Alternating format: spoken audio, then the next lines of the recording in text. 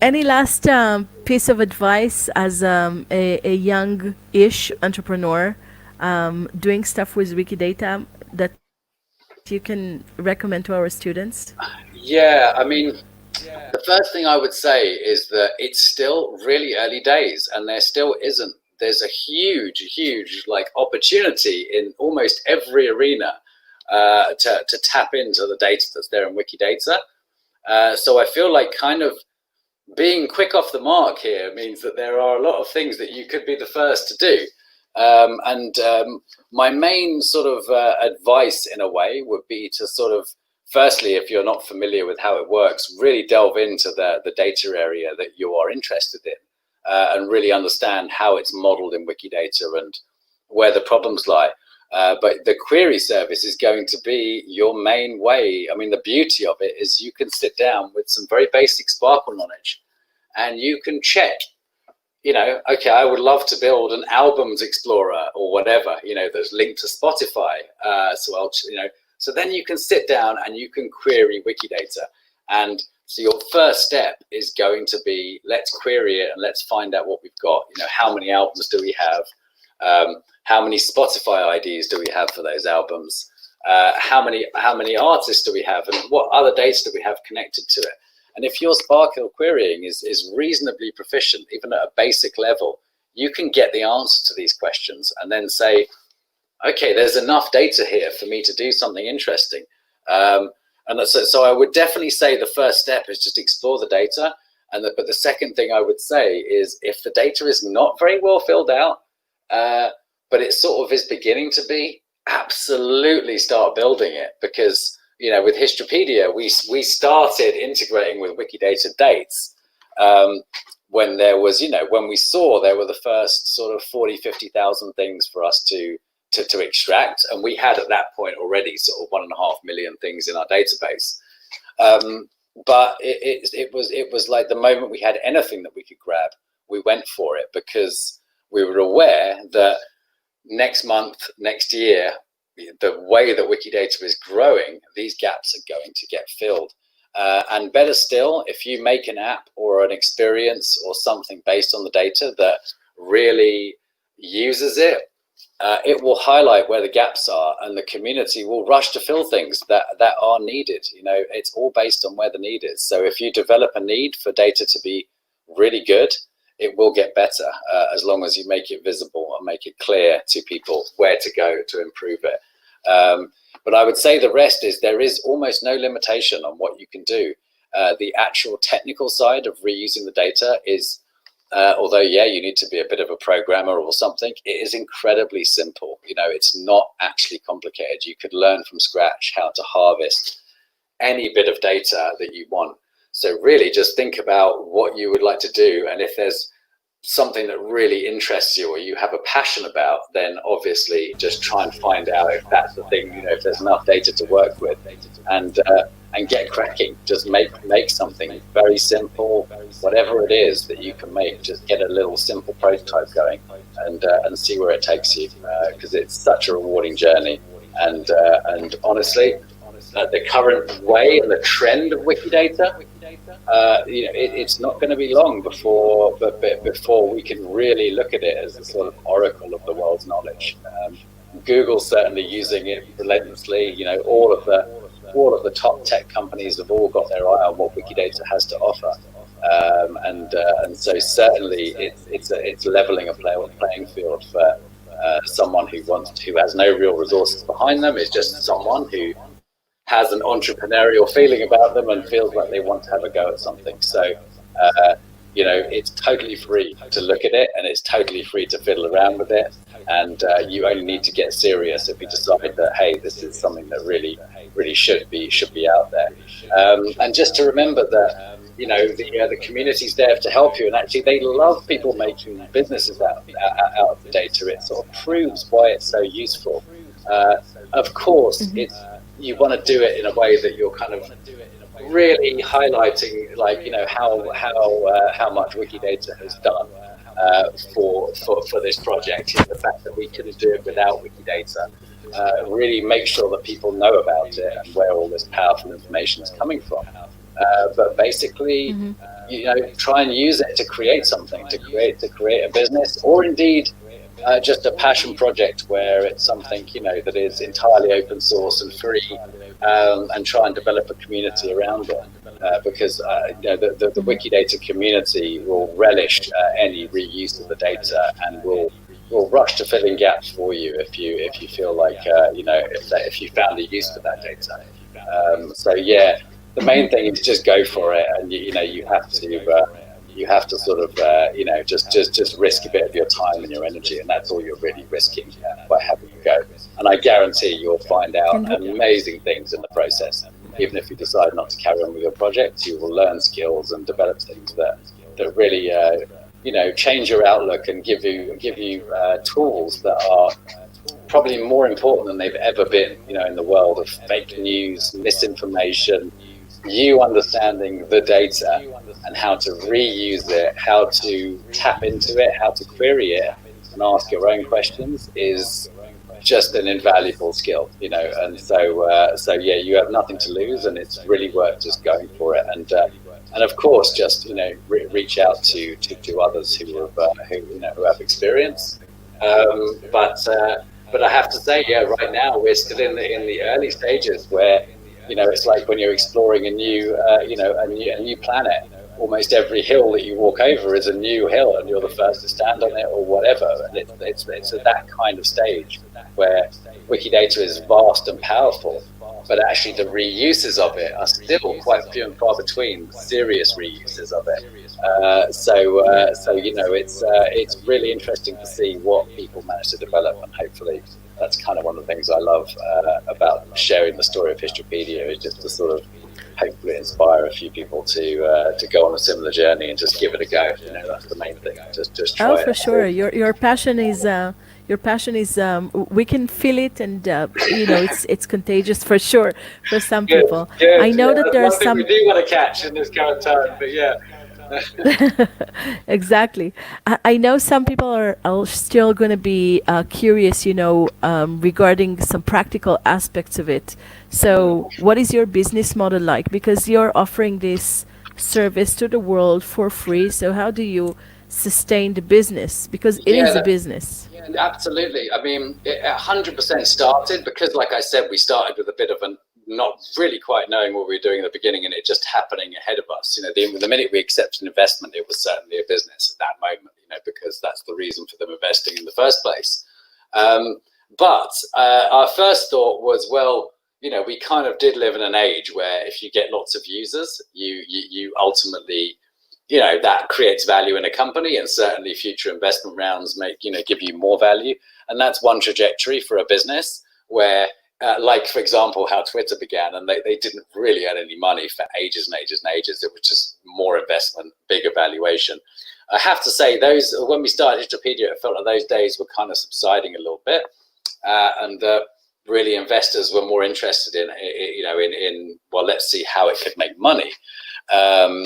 And for us, originally, we had all these ideas about how to do this without basically going against our principles of what Histopedia should be, which was basically the data is coming from this wonderful open knowledge, resource from the Wikimedia Foundation. All of that needs to be sort of highlighted, and any data that gets changed or manipulated in Histopedia has to sort of remain under the same license. And initially, that was the Creative Commons CC by 3.0, because that was the one that Wikipedia was using when we started. But the main thing was whatever license it was under was to make sure that it was open data going forward, and to make sure that we weren't tracking our users and keeping data or sharing marketing information, or which was really the first thing we heard from any investors we talked to. They were like, "Wow, this is wonderful. So how many email addresses are you tracking with how many different interest groups?" It was never something that we felt like was ethically correct, because it was all based on this wonderful information that's designed around the kind of, that your privacy is protected, and it's everything's and for a good reason. So we really didn't want to go down that road, and basically, ultimately, we ended up building a new timeline engine because the existing solutions that were there for timelines just didn't do the scale that we were trying to get. We really wanted to have timelines with thousands of things on them. So yeah, we built a new timeline engine, and so in the end, that became our main mode for initial monetization. Is that we have a non-open source timeline engine and open data in the platform. And kind of in the future, really, I would love to open source the actual timeline engine. It's always been sort of a dream of mine to have that done, but that's only once we've got our next business model in place, because up until this point, we've really needed something to sort of prove to the next round of investors, okay, no, this is something that you can make money off while still being a free resource, and really using the fact that it's this free, amazing tool ultimately as a sort of something that gives us publicity, it gives us exposure, and it enables more people to find our software, which they may want to pay us to develop something for, or they might want to buy a license for. So just to I should just add that we do have, at the moment, that's our, this is our sort of page for our actual library and our timeline library, which is what was basically pulled out of Historypedia originally and turned into a separate kind of product. It's basically a kind of free for non-commercial use timeline JavaScript library.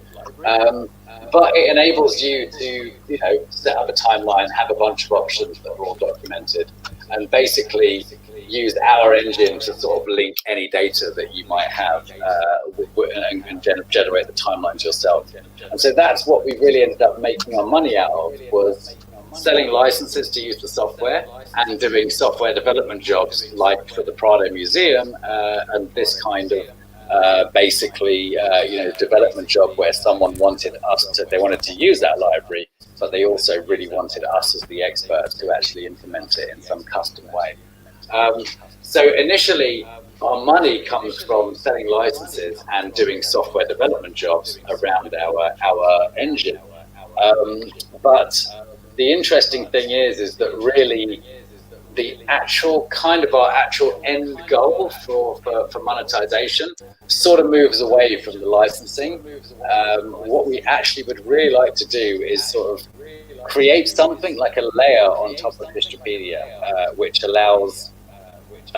really allows sort of some of the more monetization stuff, like adverts, things like that we don't really want to have anything to do with. We want to allow users to create pages like that.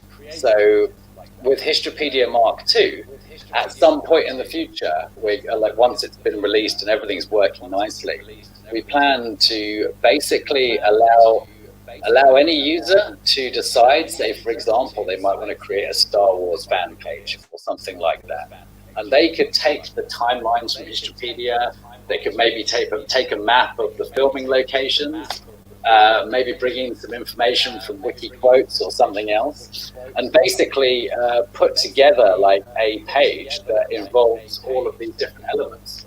And if they wanted to sell videos via Amazon on the page, they could do. And if they wanted to put some adverts on their little page, they could do. And so basically, we were going to sort of allow users to make money out of the Historypedia data that's all collected and collated there. And we would just take a share of revenue that was earned through the pages, basically. So that's kind of more of our long-term model. And that enables us to sort of have our dream of ultimately keeping Historypedia totally free and free of adverts and everything else. So all the timelines you explore and everything you look at would never have any adverts, never have any cost associated, and not have any user tracking of marketing data. Except, sorry, I must stress, we do use Google Analytics, which is just for at the moment, it's just much cheaper for us to use that for actually tracking which buttons get clicked on and which ones aren't big enough and that sort of stuff. But basically, that would enable us to keep a tracking-free, totally free website where all of the knowledge of Wikimedia Foundation projects were available, and a whole other layer on top that maybe works something a bit more like Wikia, the site where there's sort of monetization involved, and that really users are making money and we make money from it. So there's a lot of different layers, and to be honest, we have a big long list of other things that we might want to do, but it's just kind of really in the earlier stages. It was more about creating something that the kind of market wants, And I have to say, it still is true. Like, had we got a little further with Histopedia, with our first rounds of investment, I think, we would have got to a stage where it was growing rapidly enough that the excitement was building, and I think we would have got more investment. But that's our main approach: is we want to keep it. We want to keep to our principles for the main site, and we want to sort of have a way of sustainably making money going forwards. And I have to say, just one other one I'm going to mention briefly because it's very simple. But ultimately, with the new version, at some point, we're going to sort of make it that we'll basically open some kind of user account so that anyone can use all of the free stuff and the Wikimedia stuff and everything else.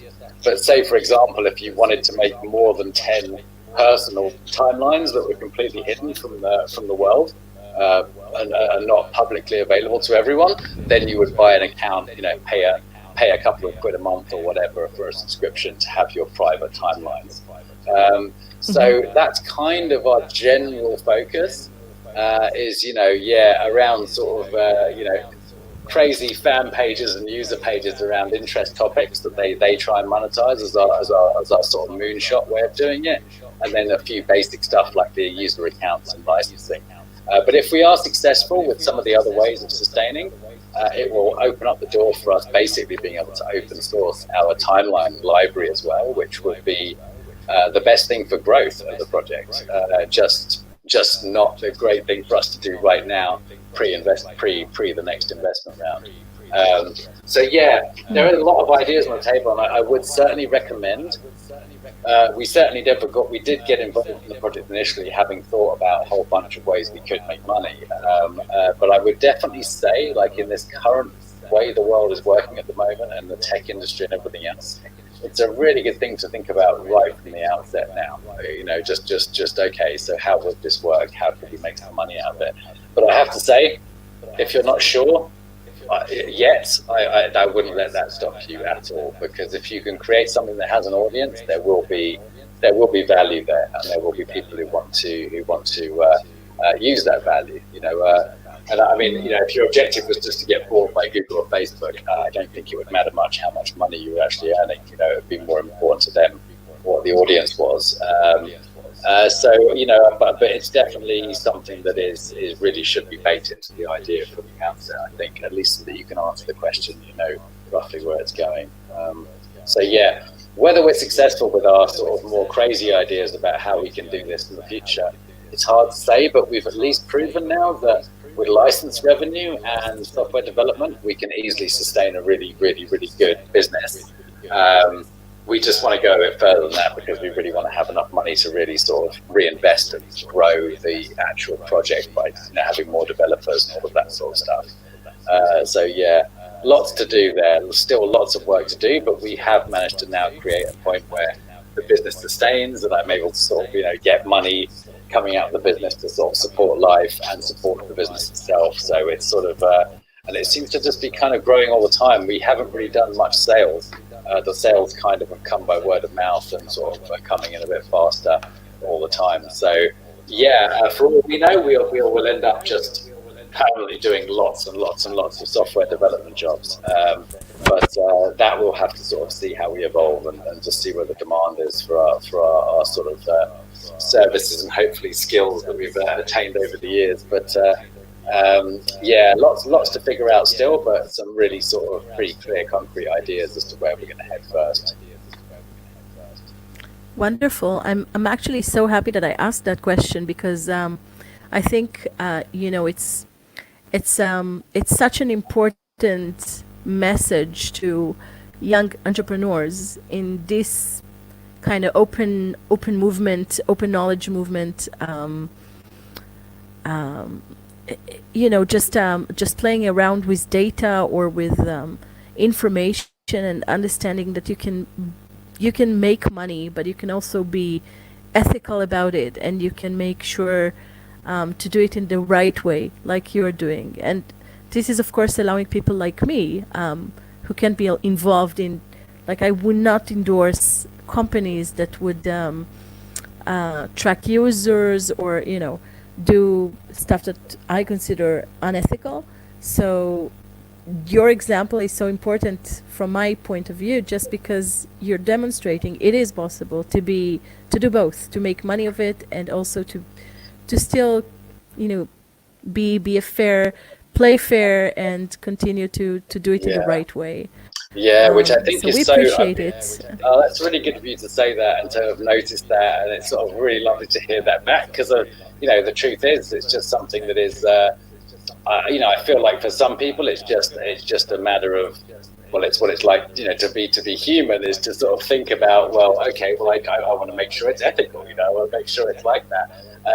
But the business world, by and large, doesn't work like that. It works by No. saying, well, what's going to get the most profit, and if it's going to be, if it's within the law, then that's what we do. That's kind of how it works. So it takes a little bit of going against the grain, but I feel like we're in an age where actually entrepreneurs who do that and sort of let people know that's their angle and the way they're going, I think that goes an awful long way. And to be honest, for me personally, if I had an option of one of my, there's my current phone company, or there's another phone company who's a little bit more expensive, but I've heard that they, their whole thing is just giving it back and treating society fairly and people, then I would absolutely want to go with them, because I'd heard that's more in keeping with my philosophy.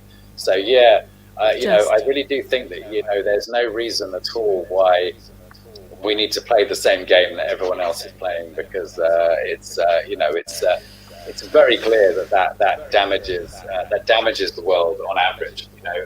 It's causing all the damage to the environment. It's causing the inequality that we see everywhere, and it's basically somehow leading by example. Whatever you do personally, do it in a way that feels right. And and I Exactly. absolutely feel like when you're tapping into this wonderful sort of sphere of community and knowledge and freedom, and basically like people giving for free, which is what it's all about. They're giving their time, their energy, pouring their heart and soul into something that they can never get any money from, but they get all this wonderful stuff back in terms of the feeling of goodness that people in the world are using this. And I'm helping educate children who don't have access to teaching and education and money that we have. It's really huge. And so just somehow make sure that whatever, when you're tapping in and using it, make sure you sort of pay it back somehow, and just just sort of do your bit and feel like you're sort of contributing something positive to it, rather than leeching off of it, which is of course you hear loads of stories of companies doing that with Wikidata or Wikipedia, figuring out how to sort of use it as a way of sort of spamming people, and and using it as an advertising platform.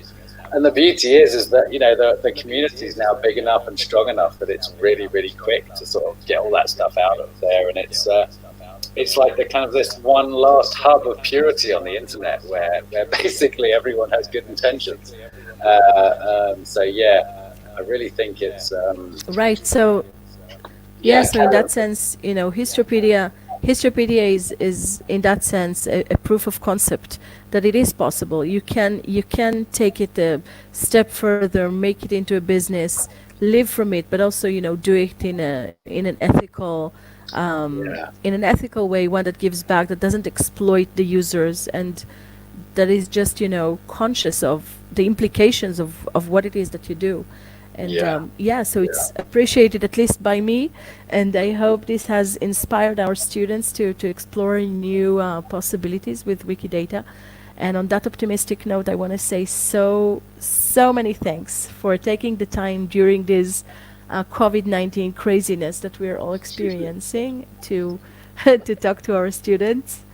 And I really look forward to keep seeing what Histopedia has to showcase, especially version 2. Looking forward to that. So thanks again. Honestly, my pleasure, and thanks so much for having me. It's really important to share these stories and this information. It's just so lovely to hear as well. At least I know there's one person who appreciates this way of doing things, and I know there will be more. And I really, really just wish you the best with this amazing course. It's so good to hear this kind of thing is happening, because it's teaching people and showing people what can be done, is what will open the door to more things being done, which ultimately helps all of us, because the more you do with it, the more that it will be, focused on and highlighted, and the more it will be improved, and and the more we can all benefit from it. So I really hope, if it inspires even one person, then all of it's worth it. And but I We've done really our do bit. hope, it's like exactly, and like you say, it's a crazy time right now. We're all gonna, who knows how long we're gonna be, going back in and out of being indoors. Use the time wisely, build something cool, and and let me know. I'd love to hear. Absolutely happy to be contacted by anyone who wants to, doing the course and would like to, find out some more Ask information question. or ask me some questions. Feel free to pass on the details. Wonderful, will do. So thank you again, and we'll see you in happier times, hopefully, in Absolutely, yeah. I mean, hopefully soon enough in person. I would love it. Yes, that would be great. Seeing anyone in person would be wonderful. Especially you. Thank you so much, Tony, and good luck with everything. And Thank we'll you be in touch. again. Okay, bye.